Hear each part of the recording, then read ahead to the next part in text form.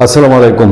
নতুন American ambassador বাংলাদেশে band Christensen এবং এতদিনে খুব পরিচিত মুখ সারা কুক ব্রিটিশ অ্যাম্বাসেডর বাংলাদেশে। এই দুইজন ডক্টর ইউনূসের এই দুজনের মুভমেন্ট, এই দুজনের কাজকর্ম এবং সবকিছু যদি খেয়াল করেন তাহলে এইটুক কি সিদ্ধান্তে আসা যায় যে ডক্টর ইউনূসের পায়ের নিচের মাটি কি আস্তে আস্তে সরে যাচ্ছে কিনা, এই প্রশ্ন তোলা যায় কিনা।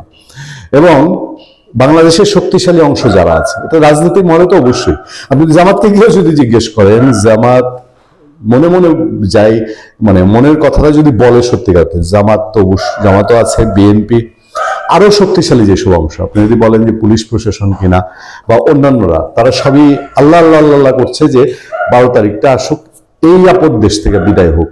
মানে এইভাবে একটা দেশ চলতে পারে না। আমরা খুব দায়িত্বশীল জায়গায় কথা বলেছি, কথা বলে আমরা জেনেছি যে আপনার সবাই শুধু বলে যে এইভাবে একটা দেশ চলে না, আগে একটা ইলেকশন হোক, একটা ইলেকশন খুব প্রয়োজন, এরপর একটা পরে দেখা যাবে।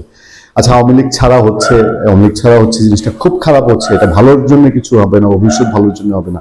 তারপরেও এই ইউনূস আমল তো শেষ হবে, এইটা সবার ক্ষেত্রেই দেখবেন কথা হয়।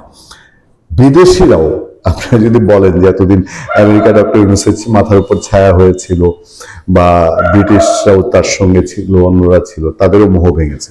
তারাও কি এখন এই আল্লাহ বিল্লাহ করছে যে বাংলাদেশে ডক্টর ইউনূস বাদ দিয়ে আরেকটা কেউ আসুক, তাদের নিয়ে কাজ করে দেখি যেটাই হয়। আপনি নতুন বাংলাদেশের আমেরিকান অ্যাম্বাসেডর ব্র্যান্ড ক্রিস্টেনসেন, তিনি অলরেডি মুভমেন্ট শুরু করেছেন। তিনি বিএনপি চেয়ারম্যান জনাব তারেক রহমানের সঙ্গে দেখা করেছেন, মিটিং করেছেন এবং সেখান থেকে বের হয়ে তিনি যে বক্তব্য দিয়েছেন, সেই বক্তব্য কিন্তু বাংলাদেশে একতরফা নির্বাচনের পক্ষে যায় না। এবার আসেন সারা কুকও ব্রিটিশ রাষ্ট্রদূত, তিনি তারেক রহমানের সঙ্গে দেখা করেছেন এবং তারেক রহমানের সঙ্গে দেখা করে কি আলাপ হয়েছে সেটা তাদের মধ্যে এতটাই সিক্রেট যে এটা আপনি চাইলেও আমরা সবটা বিস্তারিত জানতে পারবো না। তবে এই সারা কুকের মিটিং এর পর তিনি যে দিল্লি উড়াল দিলেন, এটা কি একটু সিগনিফিক্যান্ট না?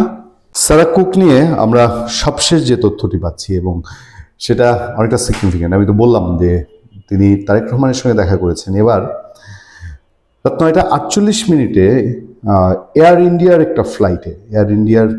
একটা ফ্লাইটে করে বাংলাদেশে নিযুক্ত ব্রিটিশ অ্যাম্বাসেডর সারা কুক, তিনি এবং তার সাথে তার ফার্স্ট সেক্রেটারি আছেন কনসেলর অফিসার স্টুয়ার্ট উইলিয়াম পল এবং হচ্ছে জিয়ার্ড বেনেডিক্ট এফ্রেড ফ্রান্সিস লায়ন, এই দুইজন তাদের অফিসের ফার্স্ট সেক্রেটারি এবং কাউন্সিলর, এই দুইজনকে নিয়ে সারা কুক তিনি দিল্লিতে গেছেন।